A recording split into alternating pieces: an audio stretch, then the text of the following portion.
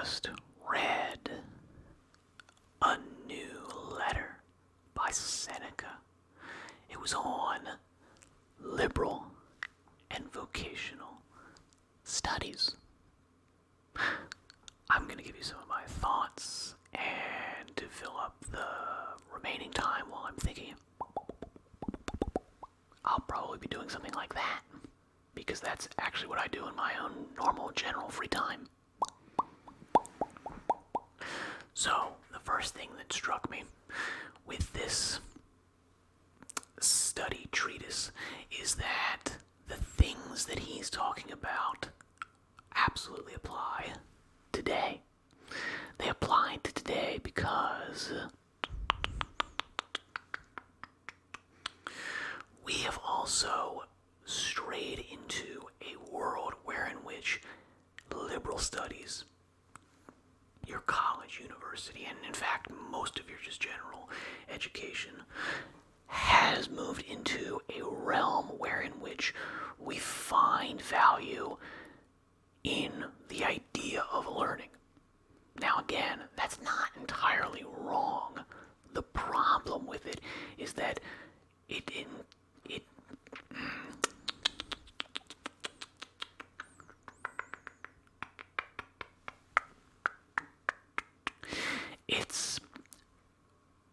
an issue with what is good and why.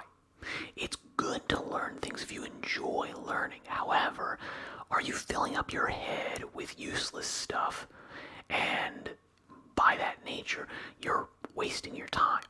And because we don't like to waste our time, we hate wasting our time. We hate it, hate it, hate it. We propose, we manufacture a incorrect, irresolute,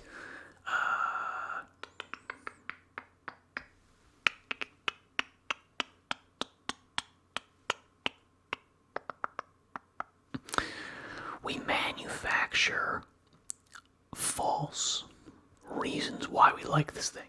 We manufacture false importance for it. It's not actually good to know all these different things in most senses.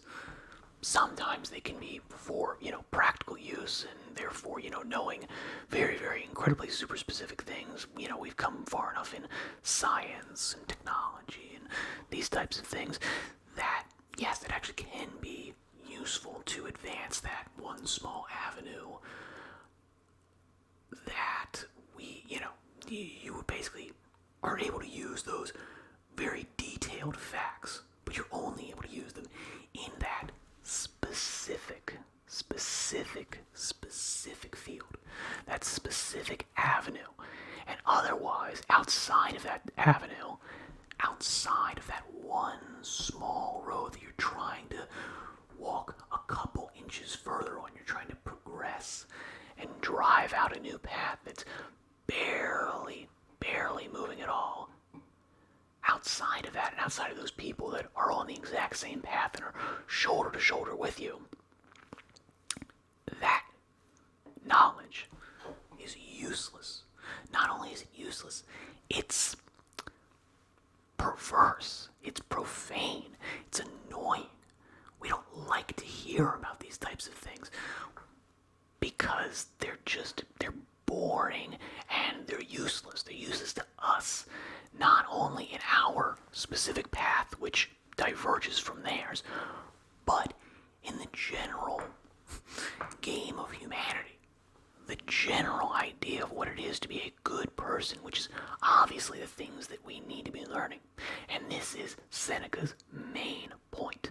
His main point, main point, is that all of these studies are perhaps foundational building blocks to learning virtue, but when we take them as important in and of themselves, they become stumbling blocks.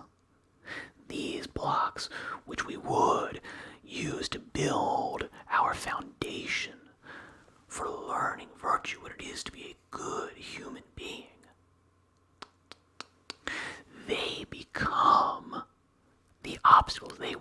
us in, and we can no longer build that. We've shut ourselves inside of this, and we have painted these walls pretty colors so that we think to ourselves, this is something wonderful, this is something beautiful, this is something worthwhile, when in fact you have built yourself a garish, colorful prison that you cannot escape from. To escape from it, you have to blow those blocks down. You have to get rid of them. You have to toss them aside, move them away, and make new your pursuit of virtue. And these stumbling blocks, unfortunately, they're still littered around you. And they will catch you up again. They will seduce you back into this frivolous pursuit. Because again, you've convinced yourself once this is a good, worthwhile cause.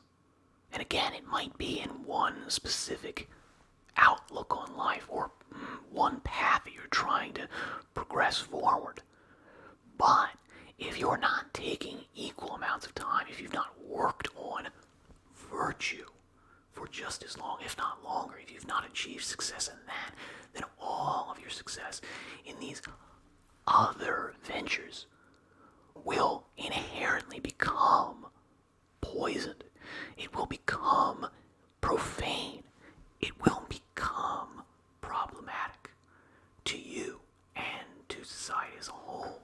If you're applying this knowledge to larger things other than yourself, which generally speaking we always are trying to do, virtue should come first. That should be our chief aim. The problem, at least in Seneca's view, I'm not sure if I specifically, technically, totally agree.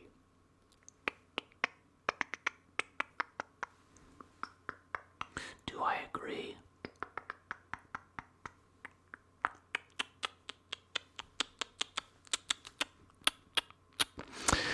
I don't think I agree with that.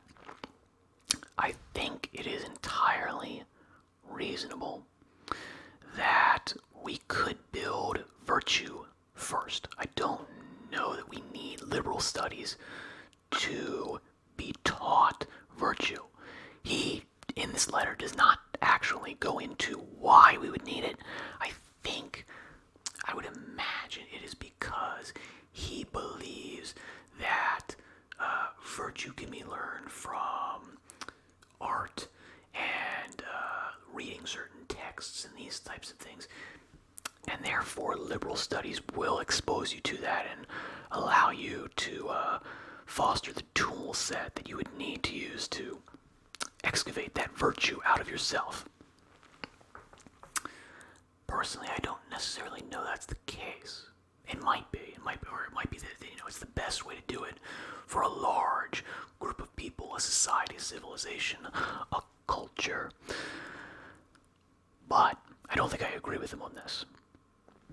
That being said, we find ourselves in a position where liberal studies have, and by liberal studies I basically just mean, he numbers mathematics among liberal studies. Studies that are not related specifically to virtue, to an ethical life, the way in which you live your life best as a human being. Now, obviously, that by itself does not put, food on the table. So nowadays, I guess you need some other sort of education, whatever that may be. But we do tend to pursue that at the cost of depriving ourselves of virtue and ethics and study in that and pursuit of that. That falls by the wayside. We're not getting an A+ in ethics. That's not even a class. But, oh man, we're failing all of our other subjects. No, nobody's buying that. Your mommy and your daddy, they do not care about that. Like, hey, I'm a good person now. What was your report card like? Let's be totally honest here. That's the part that counts. And that is the main problem here. That is the issue. That is where the breakdown of studies, came from 2,000 years ago. Guess what? He's writing about this kind of close to the fall of the Roman Empire, relatively. And so he sees the writing on the wall. He says, look, all of these other things are all well and good and fine if they are built in the wake of virtue first. Virtue plows the way, and all these other things come behind it. And then it's smooth sailing for those things. That's fine. There's no problem whatsoever. I mean, how many times have you heard, oh no, science is going too far? We've probably been in the midst of that for the last 2-3 years. There was probably some sort of oops. We did some, lab experiments and there were some bad results. Would that have happened if we had pursued virtue first, as opposed to pushing the boundaries of scientific inquiry for no reason whatsoever? It almost certainly would not have. Do you think it would have? I don't think it would have.